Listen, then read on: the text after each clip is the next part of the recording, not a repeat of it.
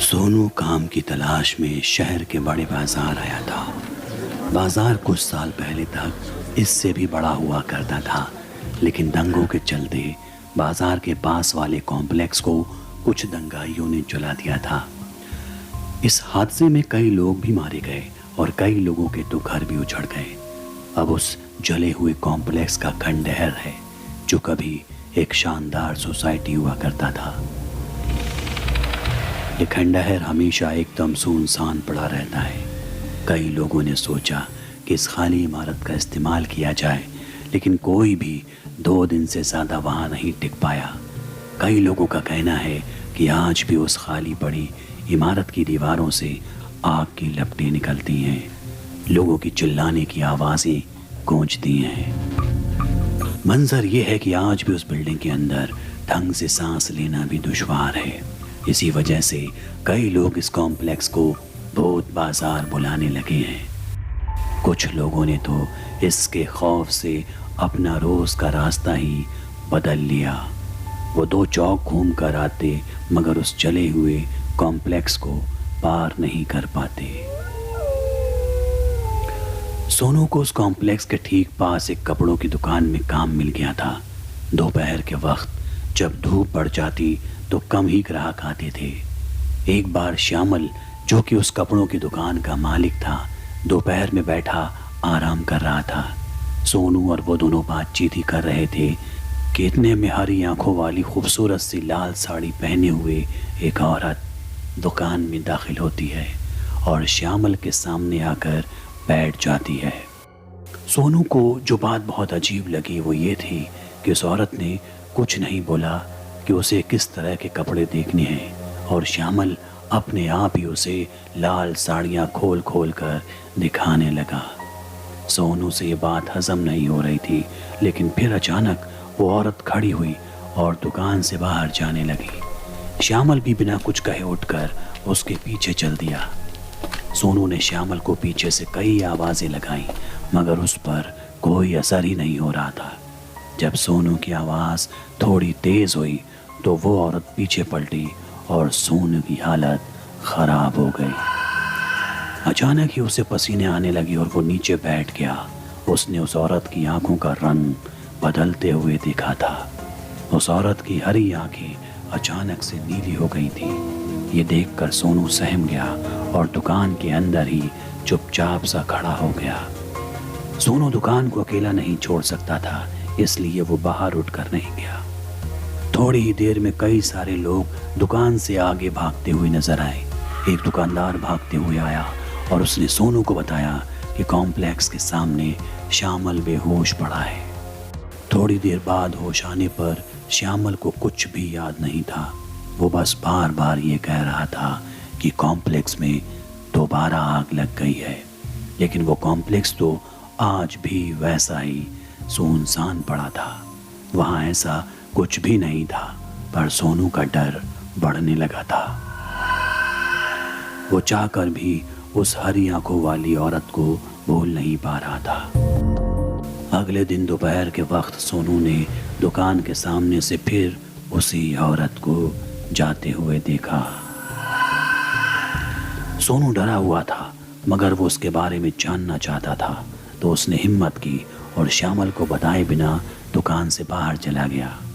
वो औरत कॉम्प्लेक्स की तरफ जा रही थी। सोनू ठीक उसके पीछे पीछे चल रहा था, मगर अचानक वो औरत सोनू की आंखों के सामने से गायब हो गई। सोनू को लगा कि वो औरत उस कॉम्प्लेक्स के अंदर गई है। महीनों का डर सोनू को अंदर जाने से रोक रहा था, मगर वो उस औरत के बारे में किसी भी हाल में जानना चाहता था। उसने कॉम्प्लेक्स के दरवाजे की तरफ चलना शुरू किया। चारों तरफ सिर्फ काली दीवारें ही थी। इतनी तेज धूप और रोशनी में भी वो चमक नहीं रही थी, मानो कॉम्प्लेक्स में एक अलग सा अंधेरा छाया हुआ था। वो जली हुई दीवारें अगर कोई गौर से देखे तो मालूम हो रहा था कि किस तरह आग की लपटों ने उन्हें जकड़ लिया था। अंदर जाते वक्त सोनू को अखबारों की हेडलाइंस याद आ रही थी। लगभग 12 परिवार वहाँ रहा करते थे, लेकिन सभी जलकर मर चुके थे। सोनू फिर भी हिम्मत करके कॉम्प्लेक्स के अंदर आ गया था। कॉम्प्लेक्स की दीवारें जैसे चीख चीख कर बता रही थी कि उस रात वहाँ क्या हुआ था। हैरत की बात तो ये थी कि सोनू को अचानक से बहुत ही गर्मी लगने लगी। मौसम जैसी गर्मी नहीं, बल्कि ऐसे ही जैसे कोई उसे आग की लपटों में झुलसा रहा हो। उससे और आगे चला नहीं जा रहा था। वो हाँफते हुए एक जगह रुक गया और सहारे के लिए उसने अपना हाथ एक दीवार पर रख दिया, पर अगले ही झटके में उसके मुंह से एक जोर की चीख निकली। उसने अपने हाथ की ओर देखा तो वो जल गया था। वो दीवार इतनी गर्म थी जैसे अभी भी वो आग की लपटों को अपने अंदर बसाए हुए हो। इस सदमे से सोनू अभी उभर भी नहीं पाया था कि उसे उस औरत की लाल साड़ी कॉम्प्लेक्स की एक बालकनी में दिखी। वो उसकी ओर गुस्से में भागा, लेकिन आगे बढ़ते हुए सोनू को चारों ओर से चीखों की आवाज़ें आने लगी। उसने हर तरफ देखा पर वहाँ कोई भी न था। इन चीखों को पार करते हुए बड़ी हिम्मत करके वो एक कमरे में पहुंचा, जहां घुसते ही उसने दरवाज़ा बंद कर दिया ताकि उसे कोई आवाज़ न आए। कमरे की झुलसती गर्मी बढ़ती जा रही थी। सोनू उस कमरे की खिड़की खोलने के लिए आगे बढ़ा तो अचानक ही उस पूरे कमरे में आग लग गई। कुछ ही सेकंड में पूरा कमरा धुएं और आग की लपटों से भर गया था। वो चीखों की आवाज़ अब सोनू की थी, जो अब बुरी तरह झुलसा देने वाली आग के बीचों बीच से होकर दरवाजे की ओर बढ़ रहा था। आग के धुएं की वजह से उसकी सांसें और कम होती जा रही थी। इतने में वो दरवाज़ा खुला, लेकिन वो हरी आंखों वाली औरत अपनी लाल साड़ी पहने उसके सामने आकर खड़ी हो गई। सोनू ने मदद की गुहार मांगी, मगर उसकी आंखों में भी वही ज्वाला दिख रही थी, मानो वो सोनू से किसी चीज़ का बदला ले रही हो। आग की लपटों के बीच में सोनू चक्कर खाकर गिर पड़ा। जब उसे होश आया तो वो कॉम्प्लेक्स के बीच जो मैदान था वहाँ पड़ा था। हड़बड़ाते हुए उसने कॉम्प्लेक्स को देखा। अब वो दीवारें एकदम शांत थी।